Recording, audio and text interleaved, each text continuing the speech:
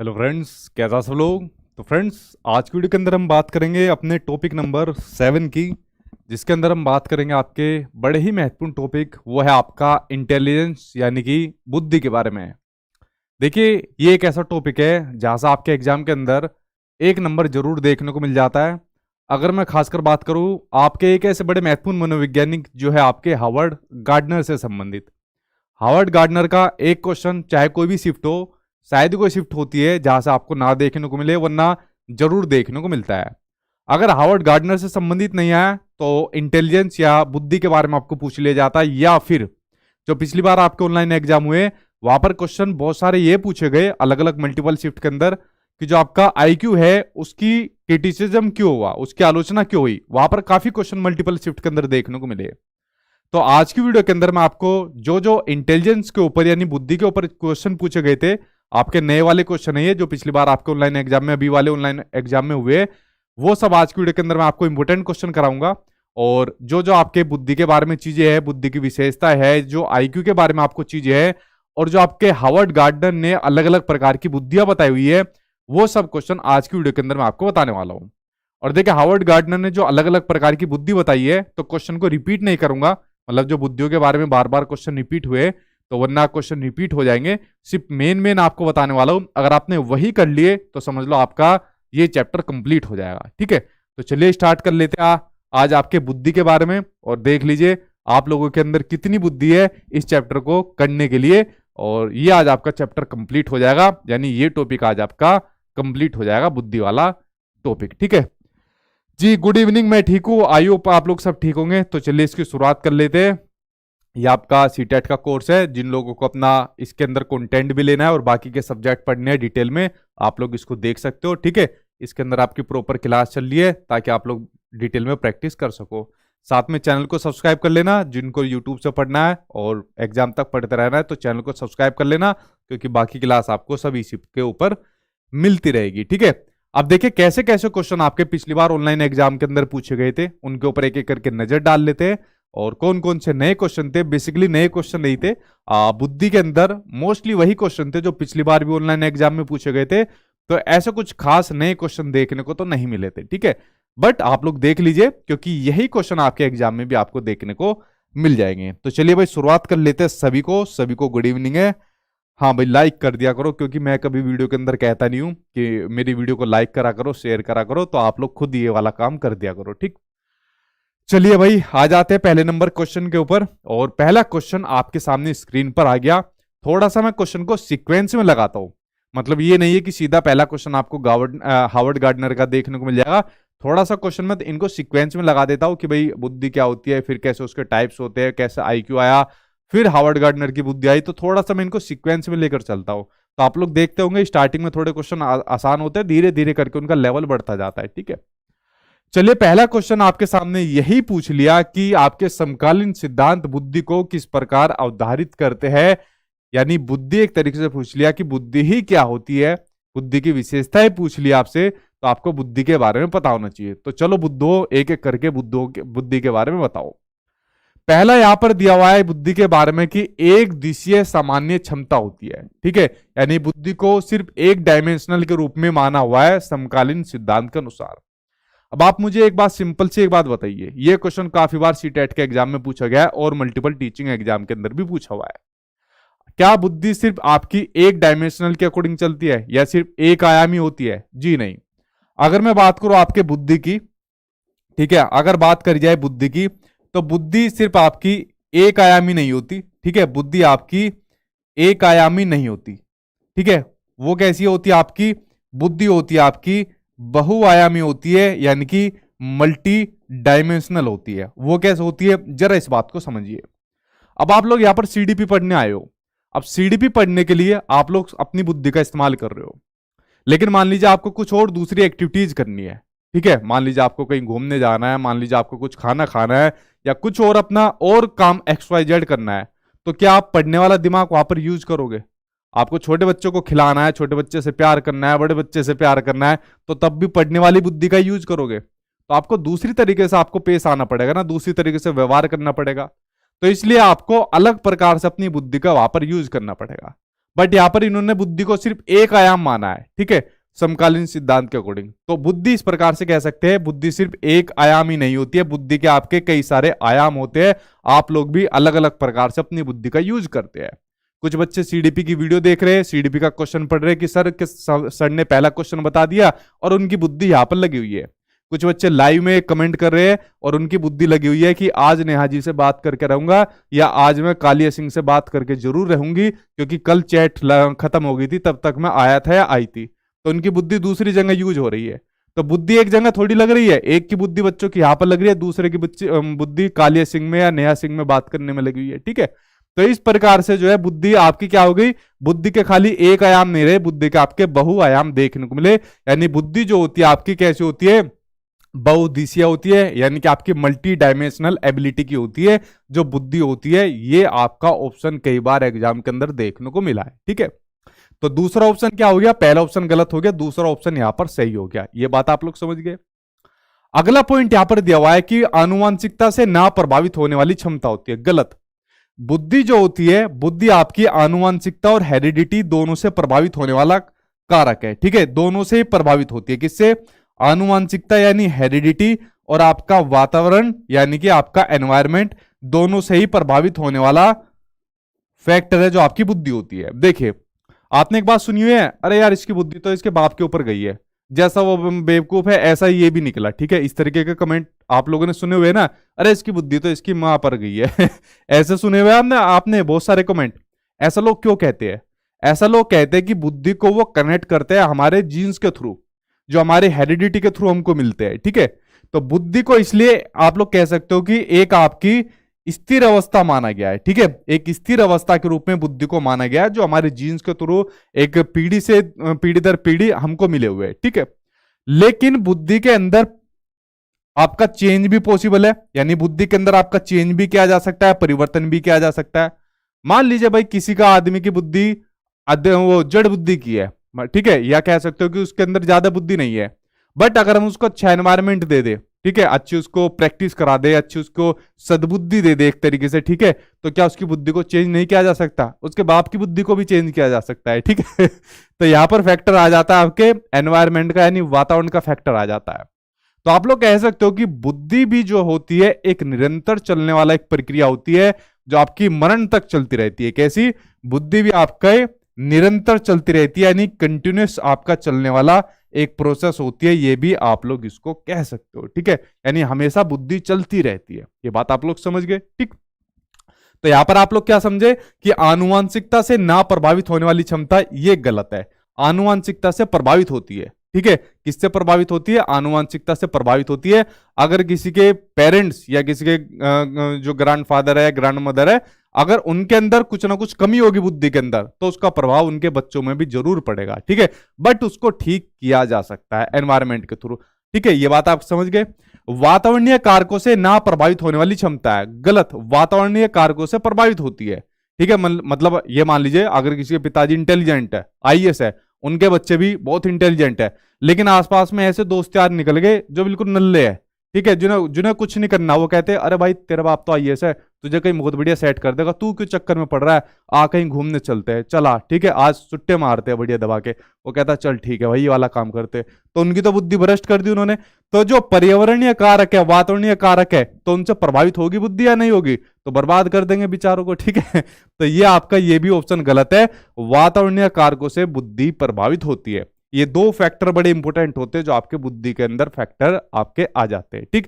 तो यानी ऑप्शन अगर मैं देखूं तो सिर्फ मुझे ऑप्शन सेकंड यहां पर दिखा कि बुद्धि के अंदर आपकी मल्टी डायमेंशनल एबिलिटी होती है। कैसी, मल्टी डायमेंशनल एबिलिटी आपको देखने को मिलती है, और जिसके बारे में अभी आप लोग क्वेश्चन पढ़ोगे जब आपकी हार्वर्ड गार्डनर की मल्टीपल इंटेलिजेंस थ्योरी के अंदर आप लोग पढ़ोगे कितनी कितनी प्रकार की उन्होंने बुद्धि बताई हुई है, ठीक है। तो पहला क्वेश्चन आई होप आप लोग समझ गए होंगे, ठीक है। चलिए बात करते हैं।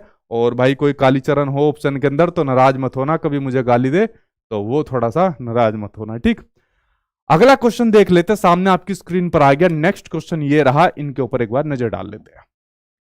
नेक्स्ट क्वेश्चन आपको दिया हुआ है आईक्यू यानी इंटेलिजेंट क्वेश्चन की यहां पर बात हो रही है। इससे काफी क्वेश्चन आपके एग्जाम में आए, और सबसे ज्यादा क्वेश्चन जो आपके एग्जाम में आया इस बार ऑनलाइन वाले एग्जाम में कि इसकी आलोचना क्यों की गई, ये वाला क्वेश्चन यहां पर सबसे ज्यादा देखने को मिला।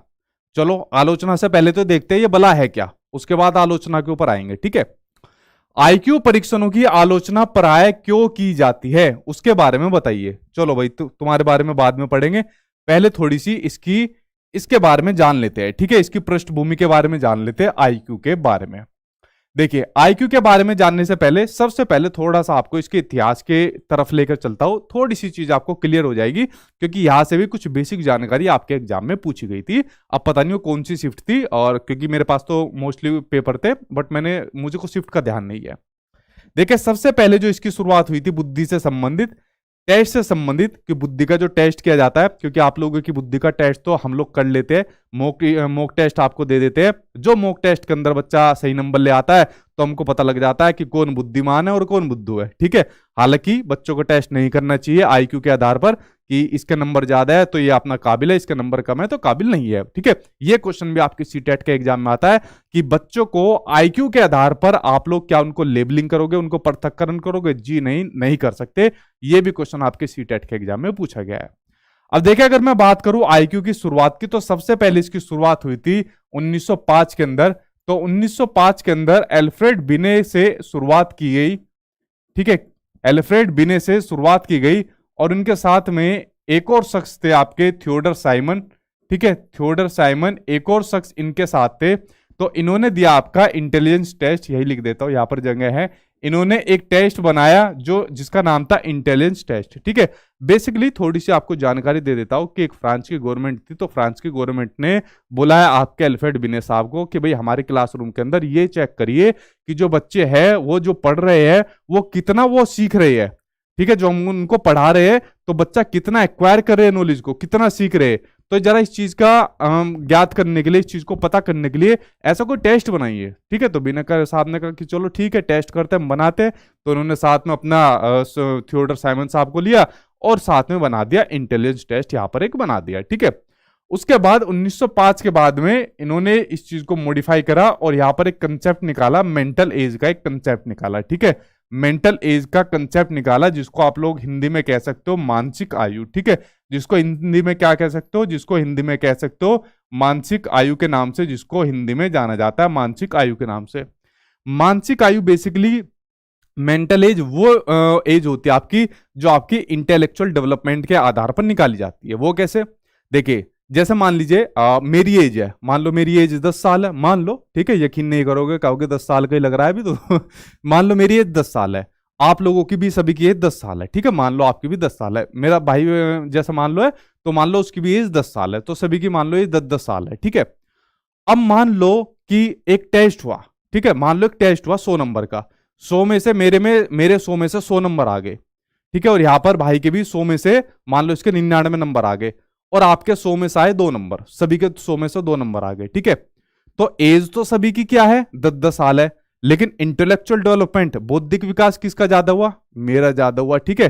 तो यहां पर जो मेंटल एज किसकी निकलेगी? मेंटल एज यहां पर किसके अकॉर्डिंग निकली? इंटेलेक्चुअल डेवलपमेंट के अकॉर्डिंग निकली कि बौद्धिक विकास किसका ज्यादा हो रहा है, क्योंकि एज तो सभी की एक जितनी है। अभी आपको लोग पढ़ोगे कि जो आपकी वास्तविक आयु है वो आपकी सेम वही आपकी रहती है जो आप लोग पढ़ोगे, ठीक है। तो ये आप लोग समझे कि 1908 में फिर एक मेंटल एज का कंसेप्ट यहां पर इन्होंने दिया। देन उसके बाद 1912 में, बताओ जल्दी से 1912 में क्या है, जल्दी से बताओ। 1912 में फिर यहां पर आया आईक्यू का कंसेप्ट आया। अब ये बताओ आईक्यू का कंसेप्ट किन्होंने दिया? आईक्यू का कंसेप्ट फिर आपका 1912 में आया, जो था आपका MA/CA, ठीक है। यानी mental as upon chronological age, जिसको हिंदी में कह देते हैं मानसिक आयु बटे वास्तविक आयु, ठीक है। मानसिक आयु बटे वास्तविक आयु, जिसको हिंदी के नाम से भी जाना जाता है। ये हो गई आपकी मानसिक आयु बटे वास्तविक आयु। वास्तविक आयु आपकी रियल एज जो है, जैसे मेरी भी 10 थी, आपकी भी 10 थी, यहां पर जो भाई है उसकी भी 10 थी, सभी की 10-10 थी, ठीक है। तो ये आपकी आईक्यू का कंसेप्ट आया 1912 के अंदर, ठीक है। ये आपका स्टर्न साहब ने दिया, विलियम स्टर्न ने दिया। देन उसके बाद 1916 के अंदर इस आईक्यू के कंसेप्ट को मॉडिफाई कर दिया स्टर्न साहब ने, और इस मॉडिफाई करके इंटू 100 की मल्टीप्लाई कर दी, और आईक्यू का फॉर्मूला निकल कर आ गया MA/CA इंटू 100, जो काफी जगह आपको यूज होता हुआ दिखाई देता है, जिसके आधार पर हम किसी भी बच्चे का जो है क्या निकाल सकते हैं?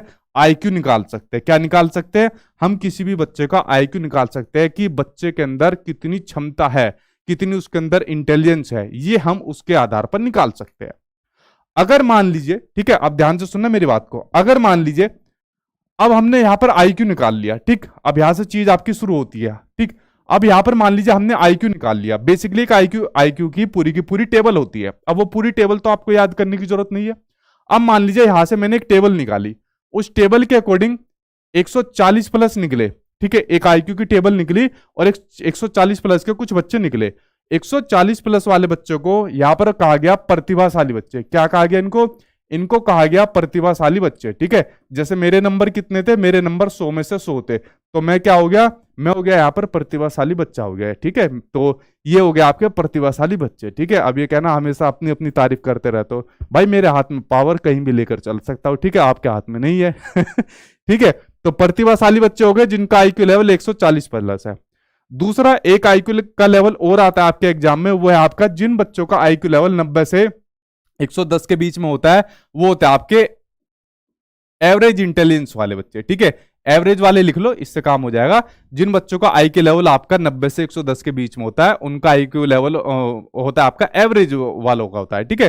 तो ये आपका एवरेज वाले होते हैं, ज्यादातर सब इसी के अंदर होते हैं। रियल में मैं खुद इसी के अंदर हूं, मेरा ज्यादा प्रतिभाशाली नहीं है, ये तो मैं वैसी हवा में बातें कह रहा हूं, अपनी वैसी हवा बनाने के लिए, ठीक है। उसके अलावा मान लीजिए किसी का आईक्यू लेवल 25 से 30 के बीच में, इनके बीच में और भी पूरी टेबल है, मैं पूरी टेबल बना के नहीं दिखा रहा, पूरी टेबल बनाऊंगा तो आप लोग बोर हो जाओगे, कहोगे, और वैसे भी पेपर में आती नहीं है, ठीक है। मान लीजिए किसी का आईक्यू लेवल 25-30 से नीचे है, तो उनको कहा जाएगा जड़ बुद्धि। क्या कहा जाएगा? उनको कहा जाएगा जड़ बुद्धि, उनको कहा जाएगा। तो भाई इसके अंदर कोई है आप लोगों में से? है कोई? नहीं होगा कोई। अगर कोई जड़ बुद्धि का होता तो भाई वो यहां तक थोड़ी आता सीटेट के एग्जाम में देने, ठीक है। तो जड़ बुद्धि में से आप में से कोई नहीं है, क्या होगा? हमारी जान बच गई। तो इस प्रकार से ये जो आईक्यू की टेबल है, इस आईक्यू की इस टेबल को बनाया गया। अब जब ये आईक्यू की टेबल इस प्रकार से बनी, जो मैंने आपको शॉर्ट में बना के दी है, अब इसकी आलोचना हो गई। जो बेसिकली यहां पर आपका क्वेश्चन पूछा था, क्वेश्चन यहां पर पूछा है, इस आईक्यू जो परीक्षण है, इन आईक्यू परीक्षणों की आलोचना क्यों की जाती है? इन आईक्यू परीक्षणों की आलोचना क्यों की जाती है, वो आपको बताना है। अब बेसिकली यार इसकी पूरी की पूरी एक स्टोरी है कि जो आईक्यू परीक्षण जब हुए थे और जिस देश के अंदर हुए थे, और वहां के लोगों के बीच में खुद डिफरेंस पा गया, भाषा के आधार पर वहां पर क्या हुआ?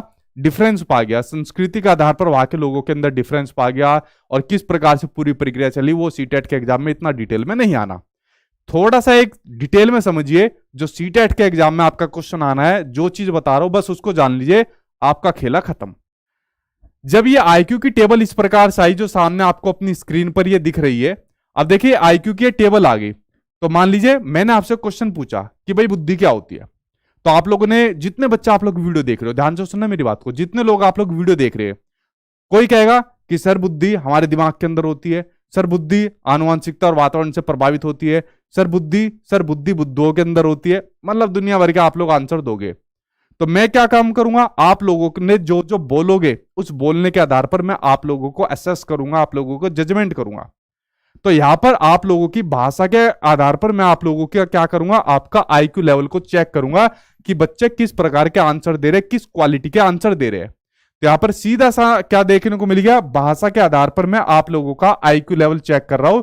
जो बच्चा अच्छा आंसर दे देगा, मैं समझ जाऊंगा वो बच्चा क्या होगा? प्रतिभाशाली बच्चा होगा। जो कम आंसर देगा वो एवरेज बच्चा होगा। जो कुछ भी नहीं देगा वो जड़ बुद्धि हो जाएगा। लेकिन कुछ बच्चे ऐसे भी तो हो सकते हैं ना, जो बच्चे अच्छा आंसर देना चाहते हो बट वो अपनी वाली लैंग्वेज में कंफर्टेबल ना हो, या इंग्लिश या हिंदी के अंदर कंफर्टेबल ना हो। तो यहां पर मेन रीजन देखने को मिला भाषा का, और इसकी जगह सबसे अप्रोप्रिएट आंसर आप लगाइए, रीजन देखने को मिला संस्कृति का। किसका? संस्कृति का, यानी कि कल्चर का सबसे मेन रीजन देखने को मिला। ठीक है, सबसे ज्यादा एग्जाम में पूछा गया क्वेश्चन संस्कृति का मेन रीजन देखने को मिला। आप लोग जितने भी वीडियो देख रहे हो, आप सभी का कल्चर सभी का अलग अलग है, सभी की संस्कृति अलग अलग है। तो सभी के लिए एक जैसा टेस्ट कैसे हो सकता है?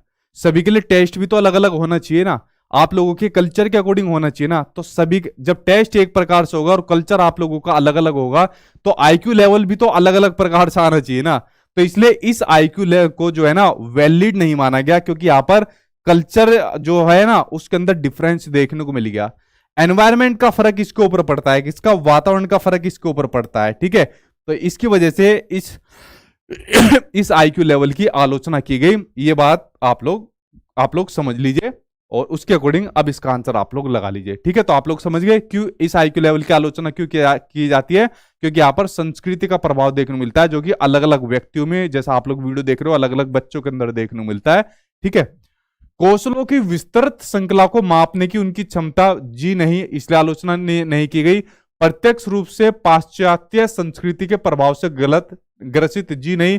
बुद्धि पर सामाजिक प्रभाव का अवबोधन जी नहीं। इसकी संस्कृति क्यों की जाती है, प्रत्यक्ष रूप से पाश्चात्य संस्कृति के प्रभाव से ग्रसित, हाँ संस्कृति से आपका ग्रसित है।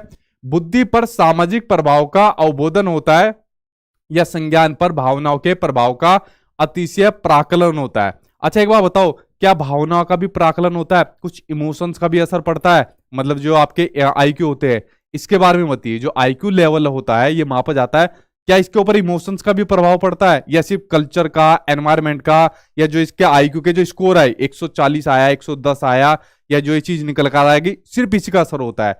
इसके बारे में बताना जरा, अगर आपको ये चीज डिटेल में पता हो तो इसके बारे में जरा बताइए। ठीक है, बताइए सही आंसर आपका क्या हो जाएगा, इसके बारे में बताइए। ठीक है, तो आप लोग आंसर तो समझ गए कि सीधा इसका आंसर क्या होगा कि प्रत्यक्ष रूप से जो आपकी संस्कृति होती है उसके प्रभाव से आपका ग्रसित होता है। और जरा इसका बताना कि जो आपका ये इमोशंस होते हैं इसका प्रभाव कुछ पड़ता है या नहीं पड़ता है, इसका कमेंट बॉक्स में आप लोग बता देना। ठीक है, तो इसलिए आपके आईक्यू की जो है आलोचना आपकी की जाती है। सेकंड नंबर आंसर आपका सही हो जाएगा, क्योंकि कल्चर की वजह से इसकी आलोचना की गई, जहां पर बच्चों का, व्यक्तियों का अलग अलग कल्चर आपको देखने को मिला।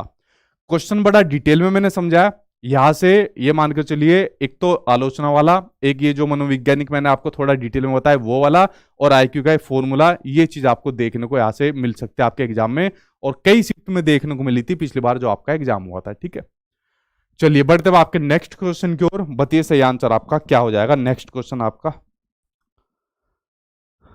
ठीक है,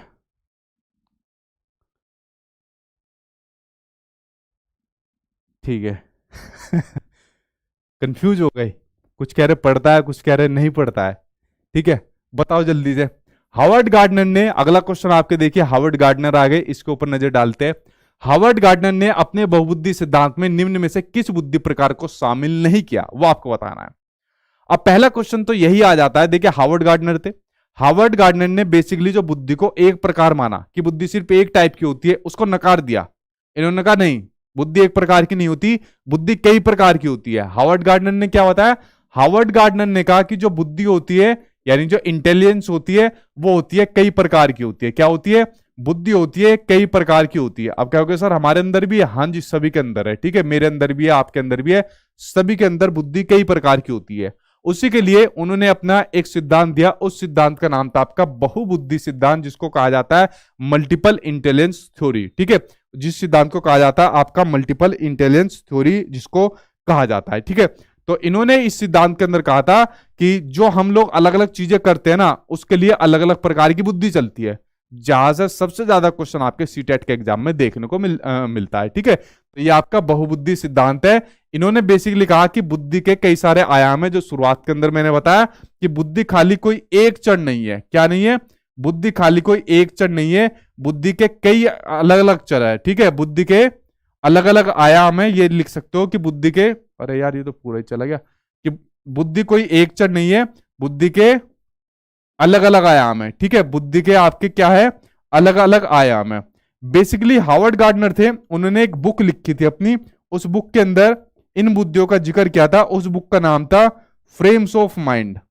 ठीक है, उस बुक का नाम था फ्रेम्स ऑफ माइंड। ये इन्होंने अपनी एक बुक लिखी थी, और इस बुक के अंदर इन बुद्धियों का इन्होंने अपना जिक्र करा था, बेसिकली इंटेलिजेंस के बारे में इस बुक के अंदर इन्होंने बताया था। इससे बड़े फेमस भी हुए थे। ठीक है, अब वो कौन कौन सी बुद्धियां बताई थी, हालांकि इन्होंने बहुत सारी बुद्धियां बताई थी, बट आपको बेसिकली 8 पढ़ने की जरूरत होती है, जहां से क्वेश्चन आपके एग्जाम में आता है। अब इन्होंने जो बुद्धियां बताई है, क्वेश्चन ने पूछ लिया इन ऑप्शन में से कौन सी बुद्धि नहीं है। देखिए, इसने पूछा कौन सी बुद्धि को शामिल नहीं किया गया है। पहली है प्राकृतिक बुद्धि, शामिल किया गया है। क्वेश्चन पढ़ेंगे डिटेल में कि किस प्रकार का क्वेश्चन आता है, अभी तो बड़ा बेसिक लेवल का क्वेश्चन है। दूसरा स्थानीय बुद्धि, स्पेशल इंटेलिजेंस, शामिल किया हुआ है। बोधन बुद्धि, इसको शामिल नहीं किया गया, जो इन्होंने 8 बुद्धि आपको बतानी है। ठीक है, अंतर्वैयक्तिक बुद्धि, इंटरपर्सनल इंटेलिजेंस, इसको भी शामिल किया गया है। तो नेगेटिव ऑप्शन का भाई आपका नेगेटिव थर्ड आंसर आपका सही हो जाएगा। तो आप लोग समझिए हार्वर्ड गार्डनर के बारे में कि हार्वर्ड गार्डनर ने कहा था कि हमारे पास जो है कई प्रकार की बुद्धियां होती है, बुद्धि के कई सारे आयाम होते हैं, बुद्धि खाली कोई एक चढ़ नहीं है, बुद्धि के अंदर कई सारी आपके वो आयाम पाए जाते हैं। ठीक है, ये आप लोग समझ गए। ठीक है, तो अब पढ़ेंगे इन बुद्धियों के बारे में थोड़ा डिटेल में, एक एक करके आपकी बुद्धियों के टाइप्स आ रहे हैं और आपका अंडरस्टैंडिंग लेवल का क्वेश्चन पूछा जा रहा है। अब आपको बताना है कि किस प्रकार की बुद्धि किसके अंदर पाई जाती है। सबसे ज्यादा जो क्वेश्चन आपके एग्जाम में पूछा जाता है वो इस टाइप का पूछा जाता है। ठीक है, चलिए नजर डालते हैं। पहला क्वेश्चन सामने आपकी स्क्रीन पर आ गया कि रेनू एक विद्यालय में परामर्शदाता यानी कि काउंसलर है। हार्वर्ड गार्डनर के सिद्धांत के अनुसार भावी परामर्शदाता के रूप में उसके पास कौन सी बुद्धि होनी चाहिए, मतलब उसको एक इफेक्टिव काउंसलर बनना है। काउंसलर क्या काम करता है, काउंसलिंग देने का, कि बेटा आपको कैरियर ऐसे बनाना है, फ्यूचर के अंदर ये काम करना है, कोई बात नहीं फेल हो गए कोई बात नहीं दोबारा पास हो जाओगे, ऐसे काउंसलर बनने के लिए। तो काउंसलर बनने के लिए कौन सी बुद्धि होनी चाहिए, बताओ जल्दी कमेंट बॉक्स के अंदर। लिंग्विस्टिक इंटेलिजेंस, भाषाई बुद्धि जी नहीं। जिन लोगों के अंदर भाषाई बुद्धि पाई जाती है उनको अपनी भाषा पर बहुत बढ़िया कमांड होता है। ऐसा कमांड होता है भाषा पर, फ्लुएंटली कितना ही बुलवा लो। शब्द भंडों का उसका शब्दों का भंडार होता है इनके पास। ठीक है, किसका, शब्दों का भंडार पाया जाता है इन लोगों के पास, इन जिनके पास ये वाली बुद्धि होती है। ठीक है, और उसके बाद बड़ा फ्लुएंटली बोलते हैं। कैसा, बड़ा फ्लुएंटली बोलते हैं। ठीक है, यानी भाषा का जो परवाह देखने को मिलेगा ऐसे लोगों के अंदर बहुत ही बढ़िया जबरदस्त देखने को मिलता है। किन लोगों के अंदर ये वाली बुद्धि पाई जाती है, ये बेसिकली बुद्धि पाई जाती है आपके कवियों के अंदर पाई जाती है, कवियत्रियों के अंदर पाई जाती है, पत्रकार के अंदर ये वाली बुद्धि आपको देखने को मिल जाती है। ठीक है, तो इनके अंदर ये वाली बुद्धि पाई जाती है। और बताओ ऑप्शन के अंदर और किन किन लोगों के अंदर ये वाली बुद्धि पाई जाती है। इनको अपनी भाषा पर बहुत बढ़िया कमांड देखने को मिलती है। ठीक है, अगली बुद्धि है स्थानिक बुद्धि यानी कि स्पेशल इंटेलिजेंस। देखिए स्पेशल इंटेलिजेंस के अंदर आदमी क्या काम करता है, जिसके अंदर ये वाली बुद्धि पाई जाती है, वो अमूर्त तथ्यों के आधार पर कल्पना करता है। क्या काम करता है वो आदमी, क्या काम करता है, अमूर्त तथ्यों के आधार पर कल्पना करता है। किस पर, अमूर्त तथ्यों के आधार पर कल्पना करना स्टार्ट कर देता है, इमेजिनेशन करना स्टार्ट कर देता है। जिसका एक सबसे सटीक और बढ़िया एग्जाम्पल मैं आपको हमेशा देता हूं, जो बिल्कुल जाकर फिट बैठता है। ठीक है, और वो कौन सा एग्जाम्पल है, देखिए एग्जाम्पल बैठता है वो आपका आर्किटेक्चर वाला यानी ठेकेदार वाला, जिसमें खाली प्लॉट हमारा रहता है और हम आर्किटेक्चर को यानी ठेकेदार को बुला के लाते हैं कि भाई हमारा खाली प्लॉट है, इस खाली प्लॉट के अंदर हमको एक मकान बनवाना है, 2 मंजिला मकान बनाना है, तो बताओ ठेकेदार साहब कैसे बनाओगे। तो आर्किटेक्चर अपने माइंड के अंदर, ठीक है, और देखो यहां पर तथ्य कैसे है, यहां पर कोई भी चीज उसको दिखाई नहीं जा रही, अमूर्त तथ्य है। ठीक है, यानी जो उसको दिख नहीं रहे, अमूर्त तथ्यों के आधार पर वो कल्पना करना यानी इमेजिनेशन करना स्टार्ट कर देता है कि साहब जी इधर तो सीढ़ियां बना दूंगा, इधर रूम बना दूंगा, इधर जानवरों के लिए जगह बना दूंगा, इधर से जीरा निकाल दूंगा, इधर फिर एक और मंजिल ऐसा बना दूंगा। तो अमूर्त तथ्यों के आधार पर इमेजिनेशन करना स्टार्ट कर देता है। ठीक है, तो इसके अंदर कौन आ जाता है, इधर आपका आर्किटेक्चर आ जाएगा, इधर आपका चित्रकार आ जाएगा, इधर आपका मूर्तिकार आ जाएगा। तो ये सभी आपके कौन आ जाते हैं, स्पेशल इंटेलिजेंस के अंदर आपके आ जाते हैं। ठीक है, एक और इसका एग्जाम्पल आपको देता हूं। ठीक है, आप लोगों ने ये पहले में देता था सीटेट के एग्जाम के अंदर, पहले आप लोगों ने एक बात देखी है, जैसे कुछ लड़के बाइक चलाते हैं, आई थिंक लड़कियों को मैंने नहीं देखा इस तरीके से बाइक चलाते हुए, अभी ये मत कहना जेंडर स्टीरियोटाइप से ग्रसित है। ठीक है, तो जैसे बाइक चलाते हैं, ये जिगजैग वाली बाइक देखी है, ऐसे यूं घुमा के इस तरीके से, उन लोगों के अंदर स्पेशल इंटेलिजेंस पाई जाती है। वो क्या काम करते हैं, अमूर्त तथ्यों के आधार पर इमेजिनेशन करते हैं कि मुझे कहां से कट मारकर कहां को बाइक लेकर जानी है। ठीक है, तो उनके अंदर ये वाली बुद्धि भी पाई जाती है। ठीक है, तो आई थिंक आप लोगों ने ऐसा काम किया होगा, अगर किया है तो अब मत करना वरना कभी चोट लग जाएगी और फैल जाओगे बढ़िया करके। मेरे एक दोस्त ने करा था, देखो ये लगा हुआ है ना पूरा का पूरा, ये उसने ऐसा फैलाया था, करीबन 90 की स्पीड चल रही होगी, उस भाई साहब ने टेढ़ा मेढ़ा करके सारी तरीके की बाइक करी और उसके बाद हम लोगों को फैला दिया। और मैं गया था करीबन अच्छी खासी दूरी पर, पूरा ऐसे जैसे सुपरमैन जाते हैं ना बनते हुए, ये पूरा हाथ और ये इस तरीके से, और मुझे इतना ध्यान था कि अगर मेरा सर नीचे गया तो मैं गया काम से, तो बस बच गया उस दिन अच्छे तरीके से, वरना स्पेशल इंटेलिजेंस सारी इंटेलिजेंस गायब हो जाती। ठीक है, तो ये वाला काम मत करना। अब देखो दो इंटेलिजेंस के ऊपर नजर डालते हैं, इंटरपर्सनल और इंट्रापर्सनल। इनके नाम इंग्लिश में नाम याद करना दोनों के। ठीक है, आप कहोगे सर लड़कियां भी कर लेती है वाला, लड़कियों को नहीं देखा मैंने करते हुए, ना करो तो ही अच्छा है। ठीक है, तो वरना कुछ भी हो जाए। ठीक है, तो ये वाला काम मत करना।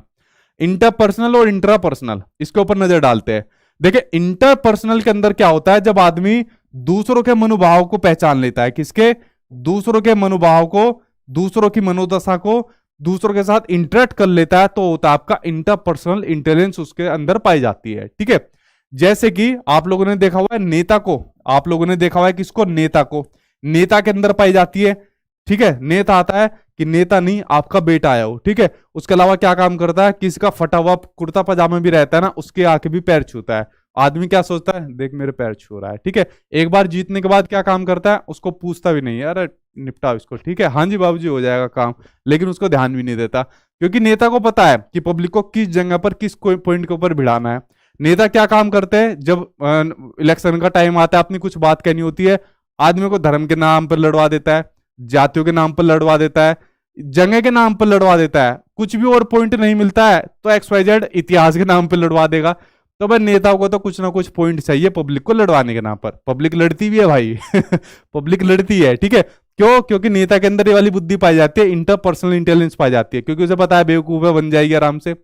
दुकानदार के अंदर ये वाली बुद्धि पाई जाती है, किसके अंदर, दुकानदार के अंदर ये वाली बुद्धि पाई जाती है। आप दुकान के अंदर कोई कपड़े लेने जाओ, जैसी दुकान के अंदर कोई कपड़े लेने गए, जैसे मान लीजिए मैं टी शर्ट लेने गया और टी शर्ट मान लीजिए मेरे ऊपर अच्छी नहीं लग रही, हालांकि मेरे ऊपर तो ठीक लग जाएगी, मान लीजिए किसी के ऊपर अच्छी नहीं लग रही, और जैसे वो बाहर निकला चेंज करके, दुकानदार वाला देखते कहेगा वाह भाई साहब एकदम सलमान खान लग रहे हो, भाई ये टी शर्ट ही आपके लिए बनी है। अब वो देखने में ऐसा लग रहा है बिल्कुल एकदम, बिल्कुल क्या कहूँ, मतलब शब्द ही नहीं आ रहा है ऐसे उसके लिए। ठीक है, एकदम ऐसा काला सांड टाइप लग रहा है, लेकिन बस दुकानदार ये कहता है कि मतलब आपसे बढ़िया कुछ नहीं लग रहा। ठीक है, तो वो उसको पागल बना देते हैं अपनी बातों के अंदर और कन्विंस कर लेते हैं कि 2-3 और लेकर चले जाओ, आप तो और बढ़िया लग रहे हो इसके अंदर। तो दुकानदार के अंदर ये वाली बुद्धि पाई जाती है। ठीक है, लड़कियां सामान लेने जाती है ना, जैसे अपनी ड्रेस लेने जाती है कि आप तो मतलब एकदम ऐश्वर्या जैसी लग रही हो, लड़की 2-3 और खरीद लेती है कि हाँ 2-3 और खरीद लो। ठीक है, लड़कों की तरह ही। ठीक, तो दुकानदार के अंदर पाई जाती है। एजेंट देखे आपने जो ये पॉलिसी वगैरह सेल करवाते हैं, सर ये वाली पॉलिसी ले लो। ठीक है, तो एजेंट इसके अंदर आ जाते हैं, सर ये वाली पॉलिसी ले लो, इस वाली पॉलिसी के अंदर ये सर 20 साल की पॉलिसी है और 20 साल की पॉलिसी के बाद ये 20 लाख भरने पड़ेंगे और उसके बाद आपको 50 लाख मिल जाएंगे। अच्छा ये तो बहुत बढ़िया पॉलिसी है, दे दो अभी। सर इससे बढ़िया ये वाली पॉलिसी है, इस वाली पॉलिसी के अंदर सर ये 40 साल तक आपको भरना है, उसके बाद जब आप मर जाओगे उसके बाद आपको 1 करोड़ मिलेगा। 1 करोड़ मिलेंगे, हाँ तो ये वाली दे दो, ये ज्यादा बढ़िया, हाँ सर ये ले लो, इसमें मरने के बाद 1 करोड़ मिलेगा। तो ऐसे कन्विंस करके कर जाते हैं जो आपके एजेंट भी रहते हैं। टीचर के अंदर ये वाली बुद्धि पाई जाती है इंटरपर्सनल, किसके अंदर, टीचर के अंदर ये वाली बुद्धि पाई जाती है। आपने एक वर्ड सुना है ना कि मास्टर बहुत कंजूस होता है, तो कंजूस ऐसे नहीं कहा जाता, बड़ी तेज बुद्धि का होता है जो मास्टर होता है। तो टीचर के अंदर ये वाली बुद्धि पाई जाती है, इंटरपर्सनल जो इंटेलिजेंस पाई जाती है। ठीक है, इसलिए टीचर को कोई बहुत जल्दी बेवकूफ नहीं बना सकता। ठीक है, तो आप लोग समझ गए ये बुद्धि कौन सी होती है, आपकी इंटरपर्सनल इंटेलिजेंस होती है, जो दूसरों की मनोदशा को, हाव भाव को बहुत जल्दी पहचान लेता है। अगली इंटेलिजेंस है आपकी इंट्रापर्सनल इंटेलिजेंस, जिसमें आदमी खुद से इंटरेक्ट करता है, खुद की मनोदशा को, खुद के हाव भाव को पहचानता है, अपनी अंतरात्मा को पहचानता है, वो होती है आपकी इंट्रापर्सनल इंटेलिजेंस होती है। जैसे आपने देखा होगा कुछ आध्यात्मिक गुरु जो होते हैं तो वो सब इसके अंदर आ जाते हैं। ठीक है, जो आपके आध्यात्मिक गुरु रहते हैं वो सब इसके अंदर आपके आ जाते हैं, वो आपके इंट्रापर्सनल इंटेलिजेंस के अंदर आपके शामिल हो जाते हैं। तो देखिए मैंने थोड़ा आपको डिटेल में बताया, ये सबसे महत्वपूर्ण था, और आपके जैसे मैंने पेपर का एनालिसिस वगैरह किया हुआ है, सबसे ज्यादा आपकी इंटरपर्सनल पूछी गई है, मतलब और भी पूछी जाती है, ये आपकी सबसे ज्यादा पूछी गई है। ठीक है, ठीक है भाई,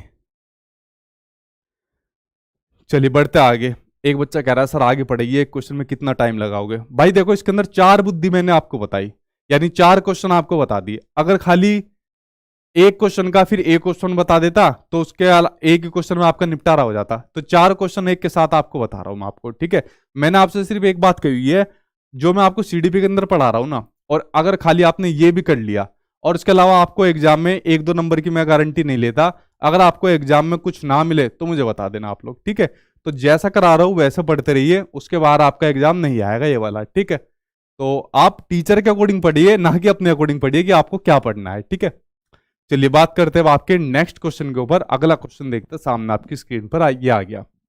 मधुलिका नृत्य और योग कला में निपुण है। ठीक है, डांस में और योग कला में निपुण है। हार्वर्ड गार्डनर के अनुसार उसके पास किस प्रकार की बुद्धि उच्च स्तरीय है, वो आपको बतानी है। अब देखिए इंट्रापर्सनल मैंने एक्सप्लेन कर दी, इसको एक्सप्लेन करने की जरूरत नहीं है, इसको एक्सप्लेन करने की जरूरत नहीं है, बस 2 बुद्धि मुझको एक्सप्लेन करनी है। ठीक है, क्योंकि वह एक्सप्लेनेशन मैंने सारे डिटेल में दे दिया। बोर्डली काइनेस्थेटिक इंटेलिजेंस यानी कि शारीरिक गति संवेदिक बुद्धि, इसको नाम से ही समझ में आ रहा है, बॉडी को गति देने वाली बुद्धि। किसको? शरीर को गति देने वाली बुद्धि होती है आपकी। किसको? शरीर को गति देने वाली बुद्धि होती है, जिससे हमारे शरीर को गति मिलती है। ठीक है, जैसे मान लीजिए अभी मैं कुछ एक्टिविटी कर रहा हूं, अभी मैं खड़ा खड़ा चलते हुए चलना स्टार्ट कर दूं, अभी मैं भागना शुरू कर दूं, अभी कुछ मैं फिजिकल एक्टिविटी करना स्टार्ट कर दूं, ठीक है, अभी डांस तो खैर होगा नहीं, तो ये सभी आपके किसके अंदर हो जाएगी? शारीरिक गति बुद्धि के अंदर हो जाएगी, जिससे शरीर को गति मिलती है। ठीक है, तो यहां पर जैसा आपका इसने दिया हुआ है डांस, ठीक है, क्या हो जाता है इसके अंदर? आपका डांस करना, जैसे दौड़ना भागना, ये सब किसके अंदर हो जाता है? जो आपके एथलीट होते हैं उनके अंदर ये वाली बुद्धि पाई जाती है। तो डांस के अलावा जो आपके योग कला है, तो योग कला भी किसके अंदर हो जाती है? आपकी गेम के अंदर ही हो जाती है। ठीक है, गेम्स के अंदर ही आपकी हो जाती है। तो बॉडली काइनेस्थेटिक इंटेलिजेंस वो इंटेलिजेंस होती है जो आपके शरीर को गति देने वाली बुद्धि होती है। अगली होती है म्यूजिकल इंटेलिजेंस। जिनके अंदर म्यूजिकल इंटेलिजेंस पाई जाती है वो लोग क्या बनते हैं? वो लोग बेसिकली जाते हैं अपने सिंगिंग की ओर, यानी वो बनते हैं गायक बनते हैं, या फिर वो लोग बनते हैं, आप लोगों ने वो देखे गायक तो आप लोग समझ गए, जैसे हिमेश रेशमिया, अरिजीत सिंह, लता मंगेशकर जी, जो किशोर दास ऐसे बने। ठीक है, या उसके अलावा आप लोगों ने जैसे डीजे वगैरह देखे होंगे या यो करते हुए सुने होंगे, उनके अंदर ये वाली बुद्धि पाई जाती है, म्यूजिकल इंटेलिजेंस, जिनको अपने संगीत में बुद्धि का ज्ञान ज्यादा होता है। ठीक है, तो यहां पर आंसर नंबर आपका थर्ड सही हो जाएगा। ठीक, तो कितनी एक्सप्लेन कर दी मैंने? 6 एक्सप्लेन कर दी, अभी सिर्फ 2 बची आपकी। नेक्स्ट क्वेश्चन देखिए, नेक्स्ट क्वेश्चन सामने आपकी स्क्रीन पर आ गया, अगले के ऊपर एक बार नजर डाल लेते हैं, नेक्स्ट क्वेश्चन के ऊपर। ठीक है, ठीक है।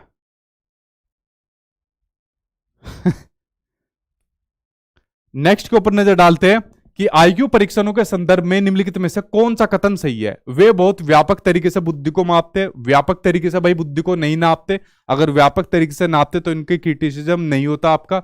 बुद्धि लब्धि परीक्षणों में मापने की एक निश्चित प्रकार की त्रुटि है, बिल्कुल इनमें एक निश्चित प्रकार की त्रुटि मापी जाती है। क्यों? जो इसके अंदर नंबर मिलते हैं, किसको 140, किसको 90 से 110, किसको अपना 25 से 30 मैंने बताया, तो इनमें एक निश्चित प्रकार के एक त्रुटि ये पाई जाती है कि वो नंबर जो होते हैं एक तो आपके वो अस्थिर पाए जाते हैं। ठीक है, यानी एनवायरमेंट का फर्क मिलता है, वो ऊपर नीचे हो सकते हैं। उसके अंदर आपका जो संस्कृति का प्रभाव देखने को मिलता है। ठीक है, तो संस्कृति से ग्रसित होते हैं जो आपका आईक्यू की जो टेबल पाई जाती है, तो इनमें एक निश्चित प्रकार की त्रुटि पाई जाती है। ऑप्शन नंबर सेकंड यहां पर आपका कथन सही हो जाएगा। बाकी 2 ऑप्शन को पढ़ने की जरूरत भी नहीं है, क्योंकि बुद्धि लब्धि परीक्षण किसी भी प्रकार के सांस्कृतिक पूर्वाग्रह से मुक्त नहीं है, वो आपके कैसे है? ग्रसित है। सांस्कृतिक पूर्वाग्रह से कैसे है? वो है ग्रसित है, ना कि मुक्त है। ठीक है, चलिए बढ़ते हैं आपके नेक्स्ट क्वेश्चन की ओर। अगला क्वेश्चन सामने स्क्रीन पर ये आ गया। काइनेस्थेटिक इंटेलिजेंस यानी कि गतिशीलात्मक बुद्धि से क्या तात्पर्य है? वही बुद्धि आ गई आपकी शरीर को गति देने वाली बुद्धि। भाषा को प्रभावशाली तरीके से इस्तेमाल करने की योग्यता होती है। चलो इसका आंसर बताओ जल्दी से। देखो भाषा की बात आ गई तो भाषा को तो यहां पर जिक्र नहीं होगा, जल्दी से कमेंट बॉक्स में आंसर बताओ, यहां पर कौन सी बुद्धि आ जाएगी, इसका कमेंट बॉक्स के अंदर आंसर बताओ। समस्याओं का तार्किक रूप से विश्लेषण करने की क्षमता, ये भी नहीं आएगी, क्योंकि समस्याओं को जब तार्किक रूप से विश्लेषण करने की क्षमता आ जाएगी ना, तो ये कौन सी बुद्धि आएगी आपकी? जल्दी इसका कमेंट बॉक्स के अंदर बताओ। शाब्दिकता के स्थान पर चित्रात्मक रूप से चिंतन करने की क्षमता आ जाएगी, तो ये भी नहीं आएगी आपकी भाई। ठीक है, क्या आ जाएगी आपकी? दृढ़ शारीरिक योग्यता एवं समन्वय होना। यहां पर बात आ जाएगी स्ट्रॉन्ग फिजिकल एबिलिटीज की बात आ जाएगी। ठीक है, जब यहाँ पर फिजिकल एक्टिविटीज और उसमें तालमेल बैठाकर अपने शरीर को मूव किया जाता है, एक्टिविटी कराई जाती है, तो आपकी किससे संबंधित होती है? बॉडली काइनेस्थेटिक यानी कि शारीरिक बुद्धि से आपकी संबंधित होती है। ठीक है, तो आंसर नंबर कौन सा हो जाएगा? 4th आंसर सही हो जाएगा। भाषा की बात हो रही है तो भाषिक बुद्धि हो जाएगी। तार्किक रूप से समस्याओं को समझाने की बात हो रही है तो आपकी मैथमेटिकल इंटेलिजेंस यानी कि यहां पर सेकंड हो जाएगा। यहां पर शब्दों के स्थान पर चित्रात्मक रूप में चिंतन करने की बात हो रही है तो आपकी स्पेशल इंटेलिजेंस हो जाएगी। ठीक है, तो आंसर यहां पर आपका 4th सही हो जाएगा। नेक्स्ट क्वेश्चन देखते हैं। अगला क्वेश्चन सामने स्क्रीन पर ये रहा। हार्वर्ड गार्डनर के अनुसार एक अच्छा कवि और लेखक होने के लिए व्यक्ति में किस प्रकार की बुद्धि होनी चाहिए? इसका सटीक सा आंसर बता दो, एक्सप्लेन कर चुका हूं। इंट्रापर्सनल इंटेलिजेंस, जी नहीं, इंट्रापर्सनल नहीं होगी। लिंग्विस्टिक, जी हाँ, यानी कि भाषाई बुद्धि, जिनके अंदर जिनको अपनी भाषा पर बहुत बढ़िया कमांड होता है, जैसे कवि हो गए, लेखक हो गए, इनको अपनी भाषा पर बहुत बढ़िया कमांड होता है, इनके अंदर ये वाली बुद्धि आपको देखने को मिलती है। ठीक है, तो आंसर नंबर सेकंड से हो जाएगा। बोर्डली और स्पेशल यहां पर देखने को नहीं मिलेगी। अब देखो शुरुआत में डिटेल में एक्सप्लेन करने का फायदा भी यहां पर आपको देखने को मिल रहा है, इसलिए शुरू में जितना टाइम लग जाए एक्सप्लेन करने में उसको लगने दिया करो, क्योंकि चीजें अगर डिटेल में एक्सप्लेन हो जाएगी ना तो बाद में आपको क्वेश्चन में ज्यादा टाइम नहीं लगेगा। ठीक है, चलिए ये वाली बुद्धि भी हो गई भैया आपकी। अगला देखते हैं, नेक्स्ट क्वेश्चन सामने आपकी स्क्रीन पर आ गया, ये रहा नेक्स्ट क्वेश्चन। प्रतिभाशाली बच्चों की पहचान के लिए बुद्धि लब्धि परीक्षण ही एकमात्र पैमाना नहीं है। बिल्कुल सही बात है। प्रतिभाशाली बच्चे जिनका आईक्यू लेवल कितना होता है, 140 प्लस का जिनका आईक्यू लेवल होता है, तो अगर आपको इनकी पहचान करनी है तो सिर्फ क्या एकमात्र तरीका आईक्यू लेवल होगा? जी नहीं, और बहुत सारे तरीके हैं। क्यों? प्रतिभाशाली बच्चे वो बच्चे होते हैं जिनके अंदर डिसीजन लेने की बहुत हाई क्षमता होती है। क्या होती है? निर्णय लेने की। ठीक है, निर्णय लेने की बहुत हाई क्षमता इनके अंदर देखने को मिलती है, या कह सकते हो सेल्फ एफिकेसी देखने की, सेल्फ एफिकेसी की पावर बहुत ज्यादा इन बच्चों के अंदर पाई जाती है। सबसे ज्यादा इनके अंदर क्या पाई जाती है? क्रिएटिविटी इनके अंदर पाई जाती है। इन वाले बच्चों के अंदर क्या पाई जाती है? क्रिएटिविटी इन वाले बच्चों के अंदर पाई जाती है। अकॉर्डिंग टू एनसीईआरटी, एनसीईआरटी ने इसके प्रतिभाशाली बच्चों के लिए 3 बातें कही हुई है। ठीक है, एनसीईआरटी ने ये वाली बात कही हुई है कि अगर कोई प्रतिभाशाली है तो उनके अंदर ये 3 कंपोनेंट यानी 3 बातें होनी चाहिए। उनके अंदर होनी चाहिए हाई एबिलिटी। ठीक है, उनके अंदर होनी चाहिए आपकी हाई एबिलिटी, कि किसी भी काम को करने की उच्च क्षमता होनी चाहिए और ये कर लेते हैं उस काम को। ये किसी भी काम को करने के लिए मतलब चैलेंज के रूप में उसको लेते हैं कि ये कोई काम आ गया तो मैं इस काम को इजीली कर सकता हूं, यानी उस काम को चुनौती के रूप में लेते हैं जो आपके प्रतिभाशाली बच्चे होते हैं। इन बच्चों के अंदर पाई जाती है हाई क्रिएटिविटी पाई जाती है। क्या पाई जाती है? इन वाले बच्चों के अंदर पाई जाती है हाई क्रिएटिविटी पाई जाती है। क्या पाई जाती है? हाई क्रिएटिविटी इन बच्चों के अंदर पाई जाती है। रचनात्मकता पाई जाती है, हर चीज के पीछे क्रिएटिविटी ढूंढते रहते हैं बच्चे। जो आपकी 3 इडियट मूवी आई थी तो उसमें जो रणछोड़ दास आमिर खान बने थे वो पेचकस लेके घूमते रहते थे हर जगह पर। ठीक है, ये आपके प्रतिभाशाली बच्चे थे। आपके गूगल बॉय हो गए, जो हरियाणा के जो गूगल बॉय है, ठीक है, उनके अंदर देखो कितनी क्रिएटिविटी है, क्वेश्चन पूछते हैं आंसर दे देते हैं सीधा। तो हाई क्रिएटिविटी पाई जाती है। हाई कमिटमेंट इनके अंदर पाया जाता है। ठीक है, हाई कमिटमेंट इनके अंदर पाया जाता है। तो ये 3 क्षमताओं की, इन 3 बातों की बात आपके एनसीईआरटी ने प्रतिभाशाली बच्चों के संदर्भ में कही हुई है कि जो अगर कोई प्रतिभाशाली बच्चा है या व्यक्ति है उनके अंदर ये 3 पॉइंट जरूर आपको देखने को मिलेंगे। ठीक है, तो ये बात आपके प्रतिभाशाली बच्चों के बारे में हो गई। और अगर किसी की प्रतिभाशाली का टेस्ट करना है तो सिर्फ उसका एकमात्र साधन आपका आईक्यू टेस्ट नहीं हो सकता, यानी कि आपका बुद्धि परीक्षण, आपका इंटेलिजेंस टेस्ट आपका एकमात्र तरीका नहीं हो सकता। बहुत सारे तरीके, क्विज कंपटीशन ऑर्गेनाइज कर दो, उसके अलावा कुछ ऐसा आपस में डिस्कशन करा दो बहुत से बच्चों का, पता लग जाएगा कि कौन प्रतिभाशाली बच्चा है। क्योंकि जो प्रतिभाशाली बच्चे होते हैं अपनी क्लासरूम के या अपने जो और सहपाठी होते हैं उनके कंपैरिजन में बहुत ज्यादा हाई होते हैं। ठीक है, उनसे बहुत आगे होते हैं। तो पहला वो यहाँ पर कथन बिल्कुल आपका यहाँ पर सही हो गया। अब इसमें तर्क ये दिया है कि हर प्रतिभाशाली बच्चा विभिन्न शक्तियों, व्यक्तित्वों और विशेषताओं को प्रस्तुत करता है। तो तर्क भी यहां पर बिल्कुल सही दिया है, यानी ए और आर दोनों सही है और आर सही व्याख्या करता है ए की। तो ऑप्शन नंबर फर्स्ट यहां पर सही बन गया। ठीक है, चलिए बढ़ते अब आपके नेक्स्ट क्वेश्चन की ओर। अगला क्वेश्चन देखिए सामने आपकी स्क्रीन पर, ये रहा। रजनी देखी गई वस्तुओं के मानसिक चित्रण और परिवर्तन में बहुत कौशल है। हार्वर्ड गार्डनर के बहुबुद्धि सिद्धांत के अनुसार वह किस प्रकार की बुद्धि दर्शाती है? जरा इसके बारे में आंसर आप लोग लगाइए। इसका सही आंसर आपका क्या हो जाएगा? ठीक है जी, हाँ ठीक है, ठीक। देखिए बताइए कौन सी बुद्धि हो जाएगी? कि देखी गई वस्तु, कोई वस्तु देख ली और उसके मानसिक चित्रण और परिवर्तन में बहुत कौशल है। जैसे कोई वस्तु देख ली, वही मैं आपको बता रहा हूं, जैसे वो ठेकेदार को दिखा दिया खाली जगह और वो जगह दिखाकर मानसिक चित्रण, मन के अंदर, माइंड के अंदर मैप बना लिया, माइंड मैपिंग कर ली और परिवर्तन में बहुत कुशल है और चेंज भी कर दिया। किसी ने कहा नहीं भाई ये सीढ़ियां इधर से मत निकालो, ये सीढ़ियां उधर से बनाओ, ठीक है साहब जी इधर से बना देंगे, इधर से काम हो जाएगा। तो ये वाली प्रक्रिया कौन सी देखने को मिल रही है? ये प्रक्रिया देखने को मिलेगी आपको स्पेशल इंटेलिजेंस में। किसमें? स्पेशल इंटेलिजेंस के अंदर ये वाली आपको चीज देखने को मिलेगी। आंसर नंबर सेकंड यहां पर आपका सही हो जाएगा। बाकी 3 मुझे एक्सप्लेन करनी नहीं है क्योंकि ऑलरेडी वो मैं आपके लिए कर चुका हूं। ठीक है, आंसर नंबर थर्ड यहां पर आपका सही हो जाएगा। नेक्स्ट क्वेश्चन देखते हैं। अगला क्वेश्चन सामने आपकी स्क्रीन पर आ गया, ये रहा नेक्स्ट क्वेश्चन। निम्न में से किसने सामान्य बुद्धि यानी जनरल इंटेलिजेंस के विचार को नकारा और बुद्धि को अनेक विशिष्ट संसाधन संक्रियाओं के पदों के रूप में परिभाषित किया? यहां पर बात हो रही है कि जो आपकी जनरल इंटेलिजेंस है, यानी जो जी फैक्टर है, जो जी फैक्टर है इसको नकार दिया। ठीक है, कि जो बुद्धि होती है उसके अंदर जी फैक्टर नहीं पाया जाता। ठीक है, वो कैसी होती है? वो आपकी बुद्धि को अनेक विशिष्ट संसाधन संक्रियाओं के पदों के रूप में परिभाषित करा है। तो कौन से मनोवैज्ञानिक है? चार्ल्स स्पेरमैन, बिने है, थियोडर साइमन है या हार्वर्ड गार्डनर है? वो आपको बताना है। क्वेश्चन शुरुआत में मैंने आपको डिटेल में एक्सप्लेन करा था। अगर शुरुआत में डिटेल में एक्सप्लेनेशन आपने देखा होगा, जल्दबाजी नहीं मचाई होगी, आपने आंसर लगा दिया होगा।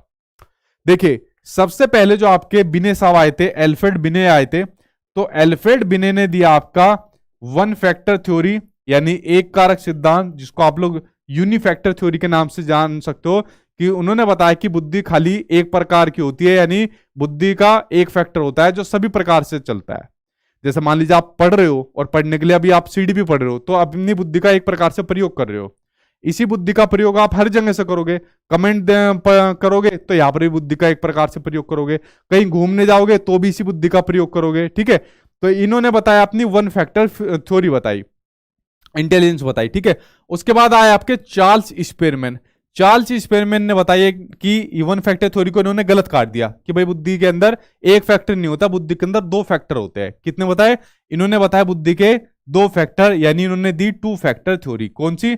इन्होंने दी बुद्धि के अंदर टू फैक्टर थ्योरी दी, जिसके अंदर इन्होंने बुद्धि के दो फैक्टर बताए, कि खाली बुद्धि के अंदर एक फैक्टर नहीं होता। वो कैसे नहीं होता? देखिए, इन्होंने कहा हर काम करने के लिए आदमी अपनी एक बुद्धि का यूज करता है।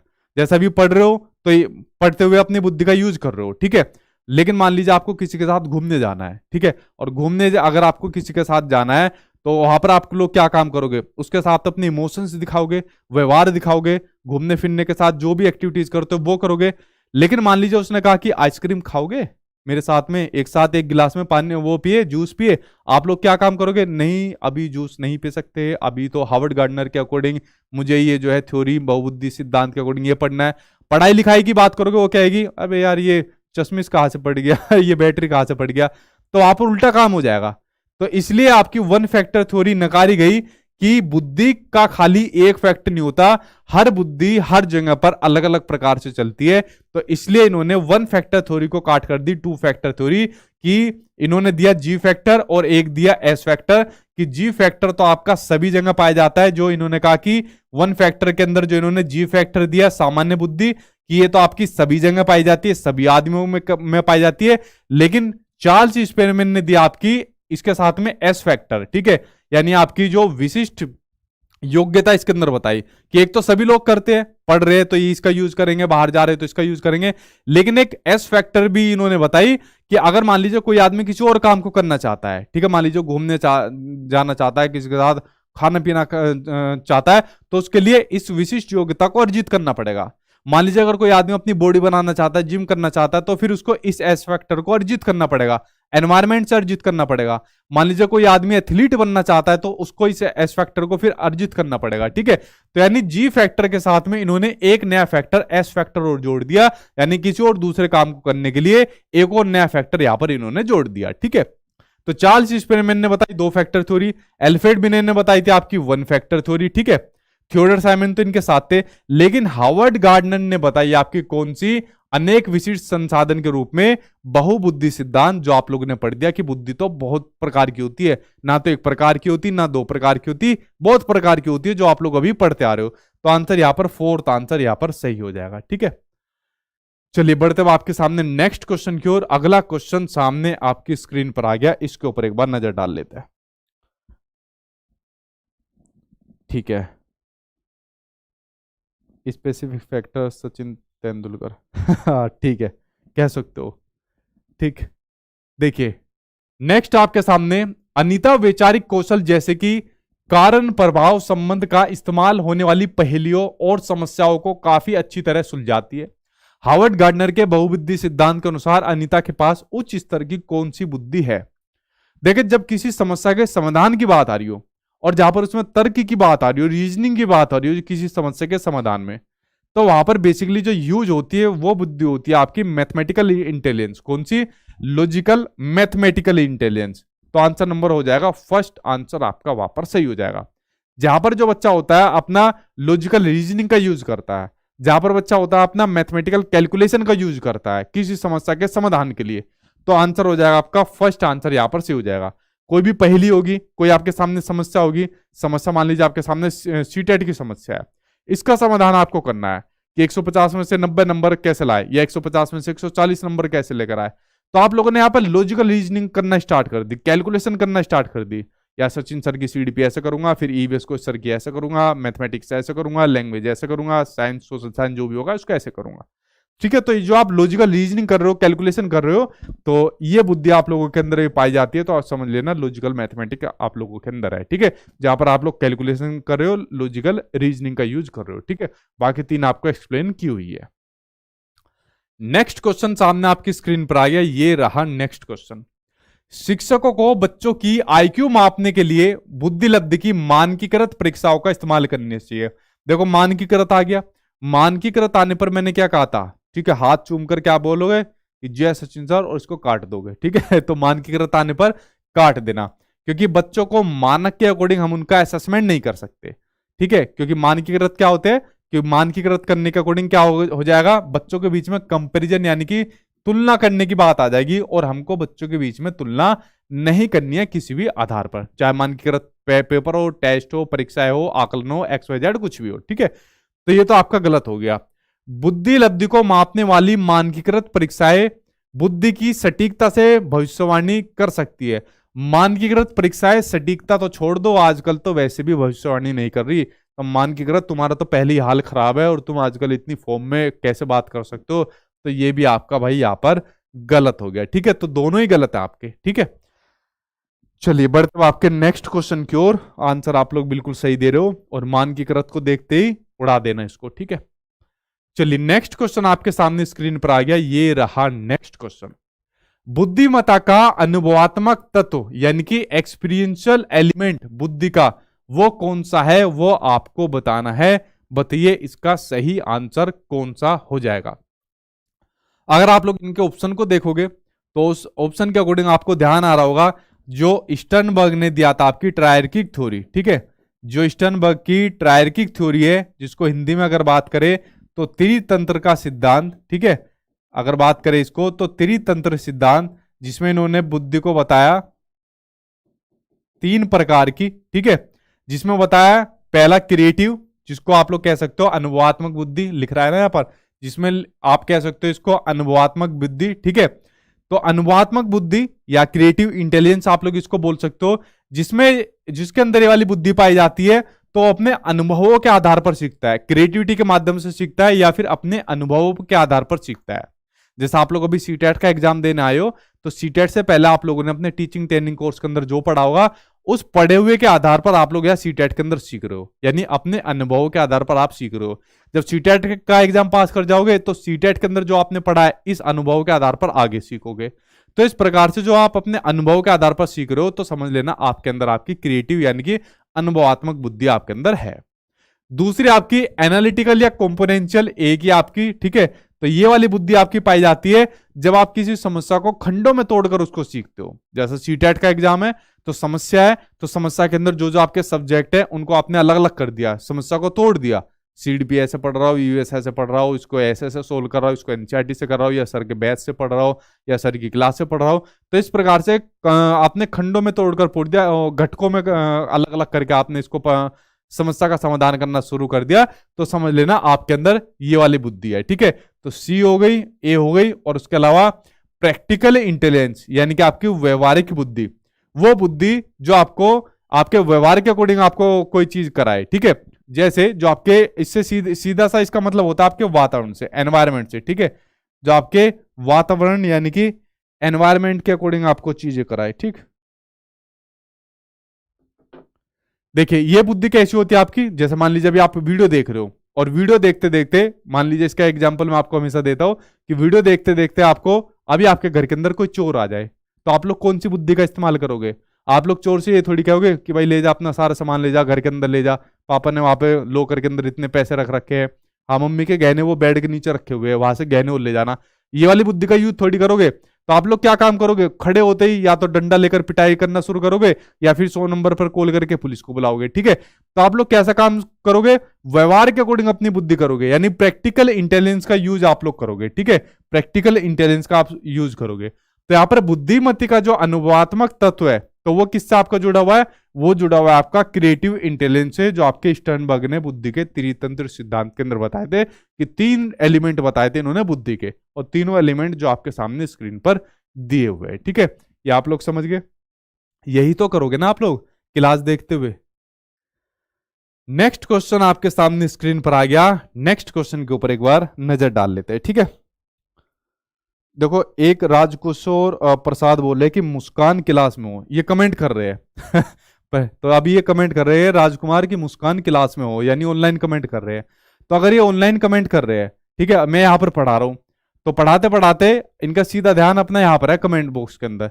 तो ये कैसा कर रहे हैं अभी, ये अपने प्रैक्टिकल इंटेलिजेंस का यूज कर रहे हैं। ठीक है, यानी पढ़ाने पर इनका ध्यान नहीं है, अपने व्यवहार के अकॉर्डिंग ध्यान है। इनको पता है कि क्लास खत्म हो जाएगी, उसके बाद मौका नहीं मिल पाएगा। अगर यहाँ पर इनको ब्लॉक कर दिया जाए तो अपना फिर एक्टिव हो जाएंगे, अगली बार दूसरी आईडी से आएंगे। इनके घर वालों ने इनकी चैट देख ली कि यार मेरा लड़का तो मुस्कान को ढूंढ रहा है, तो इनमें अभी बजना शुरू हो जाएगा। ठीक है, तो देखो भाई मुस्कान, राजकुमार क्या नाम था, घोड़ा नाम था, क्या नाम था इसका, कहा गया इसका नाम, ऊपर चला गया, क्या नाम था इसका, राजकुमार घोड़ा था, कहा गया ये, देखो भाई इसका नाम देखो, ऐसी राजकुमार, देखो नाम राजकुमार चलो नेक्स्ट क्वेश्चन देखते हैं इसके ऊपर। ठीक है, अब देखो एक ऐसा व्यवहार करेगा, अब इसके अंदर प्रैक्टिकल इंटेलिजेंस आएगी। अभी देखो ये व्यवहार के अकॉर्डिंग अपनी बुद्धि का यूज करेगा। अब ये या तो कमेंट नहीं करेगा, कमेंट करेगा तो यह गाली देगा। अब ये प्रैक्टिकल इंटेलिजेंस का यूज करेगा अपनी। ठीक है, अब देखते हैं राजकुमार के कमेंट को, देखते हैं अब आएगा या नहीं आएगा। ठीक है, देखियो राजकुमार का कमेंट आया या नहीं आए, तो देखते जाना आप लोग भी राजकुमार का कमेंट आएगा या नहीं आएगा कमेंट बॉक्स में। ठीक है, तो अब उसने कौन सी इंटेलिजेंस का यूज करा, प्रैक्टिकल का, व्यवहार के अकॉर्डिंग अपनी बुद्धि दिखाई उसने। ठीक है, कि मेरी चोरी पकड़ी गई, मैं मुस्कान को ढूंढ रहा था, मुस्कान क्लास में हो या नहीं हो, और सर ने मुझे पकड़ लिया। ठीक है, अब नहीं आ रहा भाई राजकुमार, आ गया आ गया आ गया भाई, आज का देखो राजकुमार पटाले, इसका तो नाम ही बहुत गंदा है यार। नहीं ये कोई दूसरा है, ये बच्चा दूसरा है पटा ये तो कुछ और नाम है इसका। ठीक है, ये गलत है। अब ये आंसर दे रहा है शायद डी, यही है ना,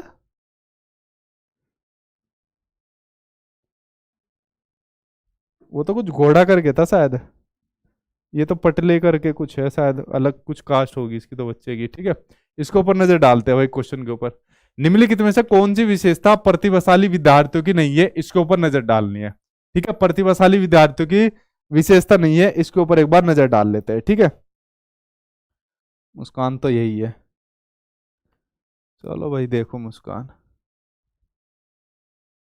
सर जी भाई शर्मा आ गया हाँ, चलो नजर डालते हैं। प्रतिभाशाली विद्यार्थियों की विशेषता नहीं है, नजर डालते हैं। पहला, औसत से अधिक बुद्धि स्तर होता है, बिल्कुल सही बात है, यानी इनका जो इंटेलिजेंस लेवल होता है ना, एवरेज से अधिक होता है। आपने वो देखी है मूवी उसकी, ऋतिक रोशन की क्रिस, तो उसका जो लेवल होता है ना इंटेलिजेंस का, वो दूसरे बच्चों से हाई लेवल होता है। ठीक है, तो उसके अंदर ये वाली बुद्धि पाई जाती है। ठीक है, उसको तो बहुत हाई लेवल होता है। ठीक, उच्च स्तरीय समस्या समाधान का कौशल होता है, मतलब कितनी भी बड़ी समस्या हो उसका समाधान करने के लिए ये आगे रहते हैं, चैलेंज लेते हैं और कर भी जाते हैं समस्या का समाधान।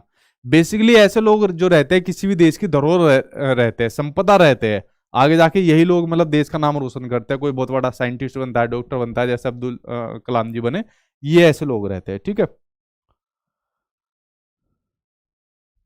ठीक सर मैंने आपका पेड कोर्स लिया है। ठीक है, अच्छा मुस्कान खान बोलिए सर मैंने आपका पेड कोर्स लिया हुआ है अच्छा चलो ठीक है मुस्कान खान चलो आपकी गलती नहीं है, लेकिन ये राजकुमार कहा गया, ये राजकुमार घोड़ा अब दिख नहीं रहा है, एक घोड़ा नाम था, पता नहीं क्या नाम था, ऐसी मुझे दिखा ये, आया नहीं ना, वो छुप गया, वो मैसेज देख रहा होगा ऐसी। चलो मुस्कान खान को नहीं बोलते कुछ भी। ठीक है, क्या पता है राजकुमारी कुछ कर रहा उल्टा सीधा। कौशलों पर निपुणता प्राप्त करने के लिए उच्च स्तरीय अभिप्रेरणा, बिल्कुल सही बात है, जो उसकी स्किल्स होती है ना उस पर निपुणता प्राप्त करने के लिए मोटिवेटेड रहते हैं। आप में से भी बहुत बच्चे होंगे प्रतिभाशाली। ठीक है, हर बार सीटेट के एग्जाम के लिए मेरे पास बहुत बच्चे आते हैं जिनका स्कोर जो है 140 के आसपास रहता है। ठीक, तो आप में से तो ऐसे बच्चे निकलते हैं ना, तो मोटिवेटेड रहते हैं कि यार सीटेट के एग्जाम को पास नहीं करना, बहुत अच्छे नंबर से उसको पास करना होता है। ठीक है, जानकारी को ग्रहण करने में धीमापन, बिल्कुल नहीं, बहुत तेज होते हैं, किसी भी जानकारी को बहुत जल्दी से एक्वायर कर लेते हैं जो आपके प्रतिभाशाली बच्चे होते हैं, तो धीमापन नहीं रहता। और अपने बाकी के जो दूसरे बच्चे होते हैं उनके मुकाबले में तो बहुत तेजी से मतलब एक्वायर करते हैं किसी नॉलेज को। तो ये ऑप्शन नेगेटिव है, ठीक है। और इसने नेगेटिव पूछा है तो नेगेटिव का भाई आपका नेगेटिव सही हो जाएगा। नेक्स्ट क्वेश्चन देखते हैं। नेक्स्ट क्वेश्चन आपके सामने ये रहा स्क्रीन पर। हार्वर्ड गार्डनर के बहुबुद्धि सिद्धांत के अनुसार अंतरवैयक्तिक, यार ये हिंदी के अंदर ऐसे नाम है अंतरवैयक्तिक, इनको दोनों सेम से लगते हैं, इंग्लिश में देखा करो। यहां पर दी हुई है इंटरपर्सनल इंटेलिजेंस। इंटरपर्सनल इंटेलिजेंस कौन सी इंटेलिजेंस थी? जिसमें आदमी दूसरों के साथ बढ़िया इंटरेक्ट करता है, दूसरों की मनोदशा को, हाव भाव को अच्छे तरीके से जान पाता है, जैसा आपके नेता, दुकानदार वगैरह मैंने आपको बताई थी, ठीक है। इससे क्या तात्पर्य है? जटिल आंतरिक भावनाओं को पहचानने, आंतरिक यानी खुद के अंदर की भावनाओं को पहचानना, वो आपकी इंट्रा के अंदर था, इंटर के नहीं था, तो ये गलत हो जाएगा। दूसरों के मनोभाव, स्वभाव, प्रोत्साहन और नियत को पहचानने तथा उचित तरीके से प्रतिक्रिया करने की योग्यता, बाकी ऑप्शन पढ़ने की जरूरत भी नहीं है, आंसर आपका सेकंड सही हो जाएगा, ठीक है। चलिए देखते हैं आपका नेक्स्ट क्वेश्चन। अगला क्वेश्चन सामने स्क्रीन पर आ गया। हार्वर्ड गार्डनर के अनुसार अंतरवैयक्तिक, अच्छा अंतरवैयक्तिक इंट्रा होगा जरूर, अंतरवैयक्तिक आपकी इंट्रापर्सनल आ गई, जिसमें आदमी क्या काम करता है, वो खुद की भावनाओं को, खुद की फीलिंग्स को जानना शुरू कर देता है। तो ऐसे वाले व्यक्ति की क्या विशेषता है वो आपको बताना है। सामाजिक स्थितियों से भली भांति निपटने की क्षमता, तो सामाजिक स्थितियों से नहीं, वो तो इंटर के अंदर होती है, इंट्रा के अंदर नहीं होती। दूसरों की भाषा के अर्थ व लय को समझने की क्षमता, वो भी इंटर के अंदर होती है, इंट्रा के अंदर नहीं होती। स्वयं की जटिल भावनाओं, शक्तियों व कमजोरियों का ज्ञान, ये होती है आपकी। तो आंसर नंबर क्या हो जाएगा? थर्ड यहां पर सही हो जाएगा, इंटरपर्सनल और इंट्रापर्सनल के बारे में। नेक्स्ट क्वेश्चन देखिए। अगला क्वेश्चन सामने आपकी स्क्रीन पर ये रहा। एक बुद्धि बच गई थी बस आपकी, बाकी सभी बुद्धि देखो मैंने आपकी करा दी, ठीक है। अब कोई बुद्धि ऐसी नहीं होगी जो आपको समझ में नहीं आ रही हो, और इन्हीं बुद्धियों में से आएगा आपके एग्जाम में जो मैंने आपको बताई हुई है, ठीक है, इससे बाहर नहीं आएगा बिल्कुल। बहुबुद्धि सिद्धांत के अनुसार सभी प्रकार के पशुओं, खनिजों, पेड़ पौधों को पहचानने और उनको वर्गीकृत करने की योग्यता क्या कहलाती है, वो आपको बताना है। आप लोग देख रहे हो यहां पर किसकी बात हो रही है? पशुओं की, खनिजों की, पेड़ पौधों की बात हो रही है। तो जिनको एनवायरमेंट से, जिनको अपने पृथ्वी से लगाव रहता है, ठीक है, पेड़ पौधों से, जानवरों से, खनिजों से लगाव होता है, उनके अंदर जो बुद्धि पाई जाती है वो पाई जाती है नेचुरलिस्टिक इंटेलिजेंस, यानी कि आपकी प्राकृतिक बुद्धि, ठीक है। और ये जो प्राकृतिक बुद्धि पाई जाती है वो पाई जाती है बेसिकली एनवायरमेंट लवर के अंदर पाई जाती है। उसके अलावा ये वाली बुद्धि पाई जाती है आपके किसानों के अंदर, यानी फार्मर के अंदर ये वाली बुद्धि पाई जाती है, ठीक है, किसान के अंदर ये वाली बुद्धि पाई जाती है। आंसर नंबर सेकंड यहां पर सही हो जाएगा, एक ये बुद्धि आपकी बची थी, ठीक है। चलिए बढ़ते हुए आपके नेक्स्ट क्वेश्चन की ओर। अगला क्वेश्चन देखते हैं, सामने आपकी स्क्रीन पर आ गया, ये रहा नेक्स्ट क्वेश्चन। इसके ऊपर एक बार नजर डालते हैं, ठीक ठीक है, ठीक। नेक्स्ट क्वेश्चन आपको देखिए क्या दिया हुआ है। निम्नलिखित में से कौन सी बहुबुद्धि सिद्धांत की आलोचना है? देखिए बहुबुद्धि सिद्धांत की यहां पर अब आलोचना की बात आ गई कि इनकी आलोचना क्यों की गई, तो आलोचना के ऊपर नजर डाल लेते हैं। अब देखिए हार्वर्ड गार्डनर ने तो अलग अलग प्रकार की बुद्धि बता दी, तो अब इनकी आलोचना भी हुई। पहले ऑप्शन देखते हैं फिर आपको आलोचना बताता हूं। बहुबुद्धि केवल प्रतिभाएं हैं जो पूर्ण रूप से बुद्धि में विद्यमान रहते हैं, बिल्कुल सही। बहुबुद्धि क्या होती है? केवल प्रतिभाएं है, और जो बुद्धि के अंदर विद्यमान होती है, ये पहली इनकी आलोचना हुई। मतलब जो आप अलग अलग प्रकार की बुद्धि बता रहे हो, ये बुद्धियां नहीं, बेसिकली प्रतिभाएं रहती है जो बुद्धि में ही आपकी इन्वॉल्व रहती है। पहली तो आपकी ये आलोचना हो गई कि इनको आप लोग अलग अलग प्रकार से बुद्धि मत मानिए। दूसरा आपकी एक आलोचना ये हो गई कि बुद्धियों को आप मापन यानी कि मेजर नहीं कर सकते। जैसे मान लीजिए किसी के अंदर आपकी इंटरपर्सनल है, इंट्रापर्सनल है, म्यूजिकल इंटेलिजेंस है, स्पेशल इंटेलिजेंस है, तो आप लोग इनका मेजर कैसे करोगे, इनको मापोगे कैसे? तो क्या आपके पास कोई ऐसा मापदंड है जिससे आप ये अलग अलग प्रकार की बुद्धि को माप सकते हो? नहीं माप सकते ना आप लोग अलग अलग प्रकार की बुद्धि को। अगर मान लीजिए किसी के अंदर इंटरपर्सनल है, ठीक है, दूसरों से बहुत बढ़िया तरीके से इंटरेक्ट कर लेता है, मनोदशा को, हाव भाव को जान लेता है, ठीक है, जैसे, तो आप कैसे मेजर करोगे इस बात को? क्या कोई यंत्र आज तक ऐसा बना है, या बना पाओगे आप इस चीज के यंत्र को जो एग्जैक्ट नाप दे? नहीं नाप पाओगे आप किसी ऐसे यंत्र को, ठीक है। तो आप इसका कोई मेजर नहीं कर सकते, मापन नहीं कर सकते इस चीज का। तो आंसर नंबर इसके अंदर आपका पहला सही हो जाएगा, ठीक है, ठीक है। चलिए बढ़ते अब आपके लास्ट क्वेश्चन की ओर, और ये बुद्धि का पूरा चैप्टर यहां पर आपका कंप्लीट हो जाएगा। जितने भी शिफ्ट के मैंने सारे पेपर एनालिसिस किए थे आपके, और उसका पूरा निचोड़ था ये आपका आप कोई भी क्वेश्चन लगा लीजिए आप बुद्धि का, चाहे आपका ये वाले ऑनलाइन के अंदर लगे, इससे पहले वाले ऑनलाइन के अंदर लगे, मुझे नहीं लगता कोई क्वेश्चन आप गलत लगा पाओगे। ठीक है, ये पूरा निचोड़ मैंने आपको बताया है।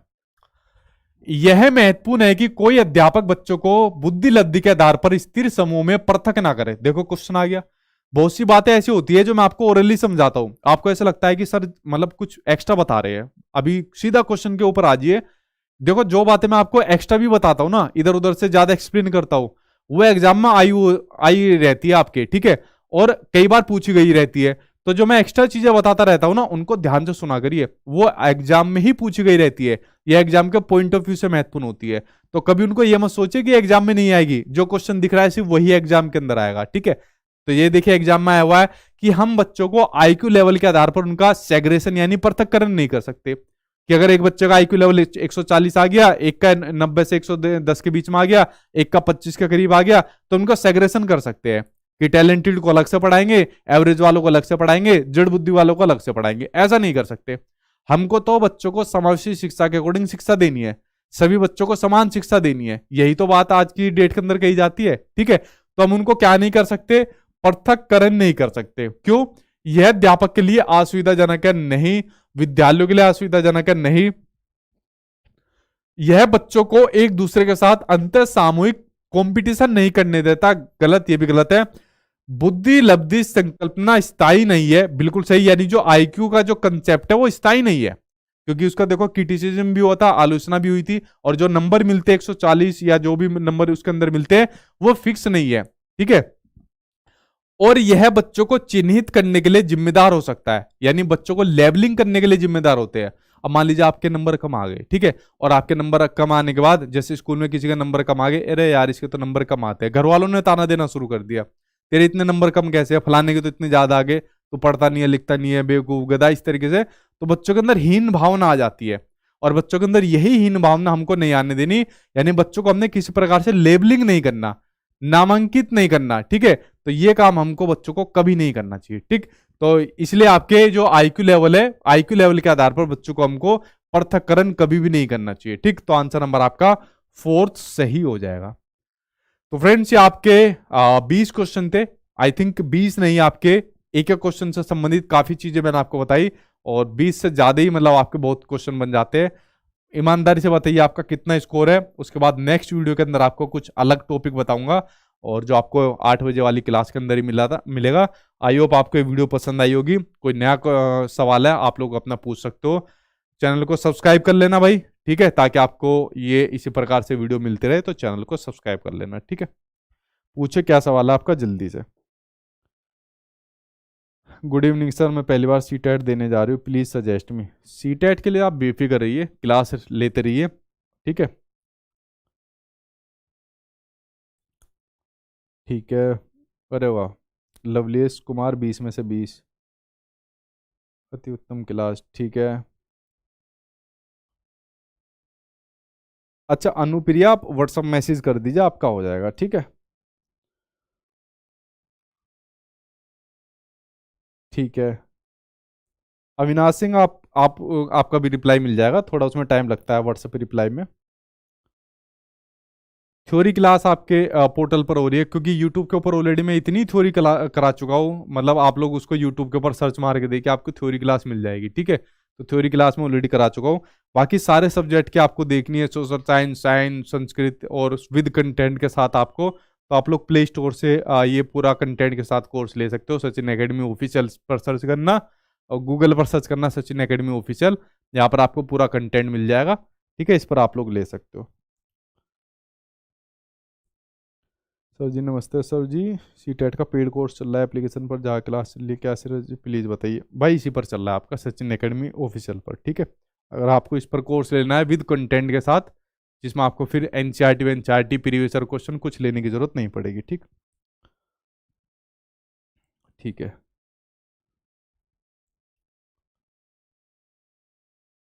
ठीक है, गुड नाइट। सो ओनली वाला आंसर गलत होता है ना? हाँ ओनली वाला गलत होता है, लेकिन अब जब एनालिसिस कर रहा हूँ ना मैं पेपर को, तो 90% तक गलत होता है, मतलब ओनली वाला। ठीक है, ऑफलाइन पेपर जब होता था तो 99% तक गलत होता था, बट अब 90% तक गलत होता था। गुरुजी आपकी वजह से मेरी सीडीपी बहुत अच्छी हो गई है, मैं अपनी भाभी को भी पढ़ा रहा हूँ। ठीक है, वेरी गुड। सीडीपी तो आपकी ऐसी हो जाएगी, मतलब आप लोग 30 में से 30 वाले इतने मिलेंगे, बहुत ज़्यादा। तो आपके जो पिछली बार भी जब से अभी तक सी टेट हो रहे हैं, और इस बार जो आपका ऑनलाइन वाला हुआ, खूब दबा के 30 में से 30 आए उसके अंदर। ठीक है, आप इंटरव्यू देख सकते हो यूट्यूब के ऊपर, पता नहीं कितने पड़े हुए हैं मेरे इंटरव्यू जो स्टूडेंट के। सर मैं नेहा गुप्ता बक्सर से। ठीक है नेहा गुप्ता, अच्छा फोटो लगा रखी है मेरी, ठीक है। हाँ, नोट्स को प्रिंट करा सकते हो आप। मैंने नोट्स को, जो मेरे वाले सी टेट के नोट्स है उनको प्रिंट कराने का ऑप्शन दे दिया है, तो आप मेरे वाले नोट्स को प्रिंट करा सकते हो। ठीक है, और बाकी जो उसमें क्लास का है शायद उसका ऑप्शन नहीं है, लेकिन नोट्स का प्रिंट का ऑप्शन है।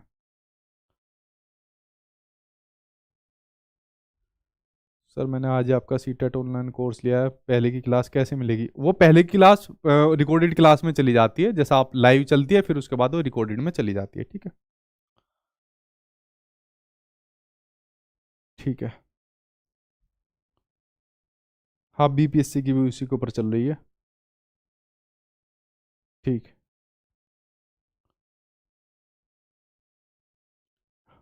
उर्दू मुझे नहीं आती भाई, ठीक, उर्दू नहीं आती है मुझे। ठीक है, कल मिलूंगा, अब 8 बजे मिलूंगा। कभी लद्दाख आइए सर घूमने। अच्छा ठीक है मन्नत, मतलब कभी आऊँगा लद्दाख तो मैं इन्फॉर्म करूंगा आप लोगों को। ठीक है, चलो फ्रेंड्स, आज की वीडियो के अंदर इतना ही था। स्कोर आप लोगों के मतलब अच्छे आ रहे हैं। मिलता हूँ आप लोगों से कल 8 बजे और किसी दूसरे टॉपिक के साथ। तब तक पढ़ते रहना, ध्यान रखना। Good night, take care.